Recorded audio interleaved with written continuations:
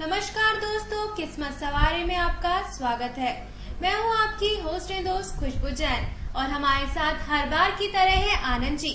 नमस्ते आनंद जी। नमस्कार खुशबू जी। नमस्कार दर्शकों। दोस्तों, जैसे कि हमारी बात चल रही थी गुरु के बारे में कि गुरु का बाकी राशियों पर क्या प्रभाव है, क्योंकि गुरु जो है वो कर्क राशि में प्रवेश कर चुके हैं। तो आइए जानते हैं आनंद जी से। कल हमने बात की थी वृश्चिक राशि के बारे में, अब हम बात करते हैं कि गुरु का धनु राशि के ऊपर क्या प्रभाव रहेगा।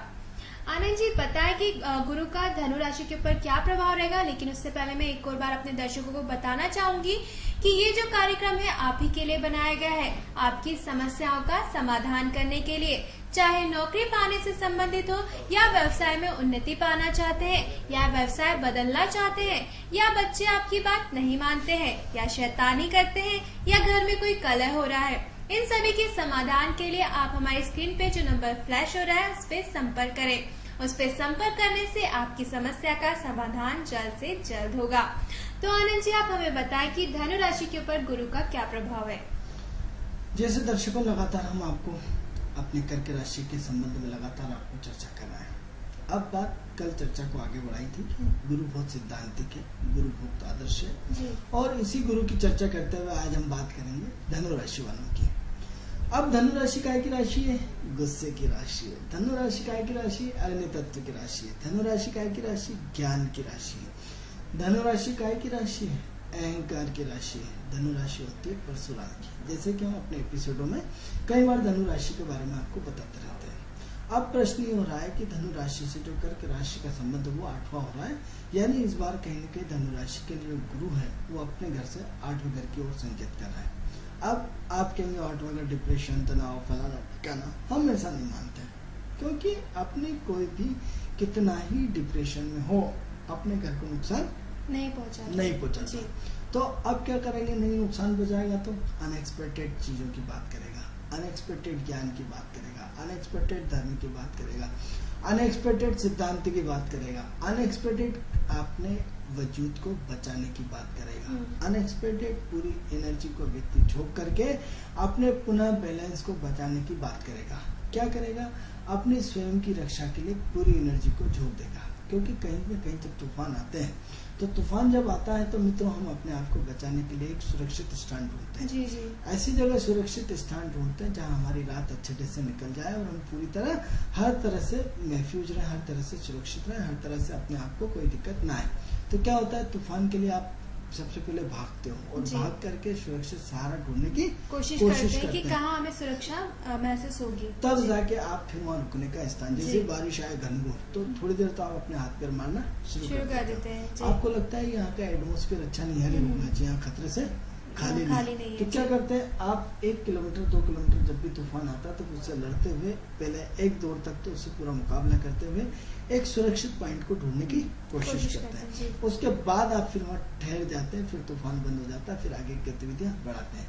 लेकिन उस तूफान से स्टार्ट में तो आप लड़ने की पूरी कोशिश करते हैं। तो उसी तरह जो धनु राशि है इस बार कहीं न कहीं लड़ने के लिए आगे आ रही है, कहीं न कहीं अपनी समस्याओं के समाधान करने के लिए आगे निकल रही है, कहीं न कहीं अपनी जिंदगी को बढ़ाने के लिए, अपने आप को जो जीवन में संघर्ष किया है आपने, जो जीवन में स्ट्रगल चल रहा है आपके, जो जीवन में कहीं न कहीं जो समस्या चल रही है आपके साथ, तो उससे कहीं न कहीं बाहर निकलने के लिए कहीं न कहीं आप रास्ता खोज रहे हैं। अब उस रास्ते का तैयार स्थिति है कि जितना आप रास्ता खोजते थे उतनी प्रॉब्लम ज्यादा क्रिएट हो रही है। तो ऐसी कंडीशन में क्या हो रहा है कि अब वो समय परिवर्तन का दौर आया है, अब वो समय चेंज का समय आया है। मतलब अब परेशानियों का समाधान इनका हो जाएगा।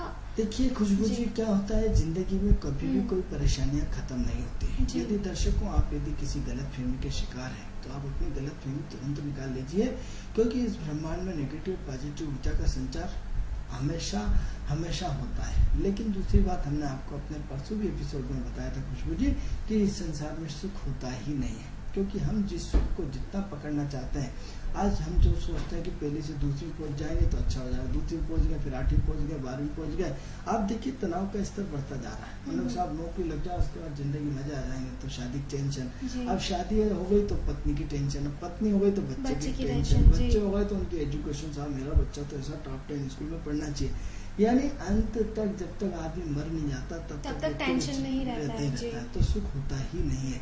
परेशानी होते नहीं। हाँ, परेशानियों का स्वरूप बदलता है कि आज जिस एटमोस्फेयर में आप घिरे हो, ज्योतिष का फायदा सिर्फ इतना है कि आपको गाइडलाइन मिलती है कि आज जिस एटमोस्फेयर में स्वाभिमान परेशान है कि आप कर्ज में डूब कर, कल ये आया आप कर्ज से उतर गए, लेकिन समस्या खत्म नहीं। कल आप फिर दूसरी तरह से आप क्या है कि अपने आजीवन को कैसे सुधार, अपने करियर को कैसे बढ़ो, करियर लेवल्स अलग अलग हो सकते हैं, पर परेशानियां तो बनी ही रहती है। तो यही मैं जानना चाहती हूँ कि जो धनु राशि है, उनकी जो परेशानियां चल रही थी वो किस हद तक अब समाप्त हो जाएंगी? उसमें कहीं न कहीं सुधार होने की गुंजाइश दिखती है, कहीं न कहीं परिवर्तन होने की गुंजाइश दिखती है, कहीं न कहीं जीवन में एक नए ट्रैक लाने की संभावना दिखती है। लेकिन आप कहेंगे कि परेशानी खत्म तो कोई चीज होती नहीं है। आप क्या करते हो, क्रोध को दबा देते हो, तो क्रोध आपको दबा देता है, तो अब क्या होता है, दूसरे रूप में फिर निकल के आता है। इसलिए यदि कोई अपने मित्रों एक बहुत बड़ी एडवाइस दे रहे हैं कि परिवार में यदि एक दूसरे पे क्रोध आता है तो उसे कर लेना चाहिए, क्योंकि यदि हम नहीं करते हैं तो दूसरे के रूप में, दूसरी चीजों के रूप में हमें निकल के सामने आता है। इसीलिए यदि कोई आप पे नाराज होता है तो उसे हंसते रहिए, उससे बोले भैया पूरा गुस्सा उतर जाए, तब बता देना मैं बोलूं।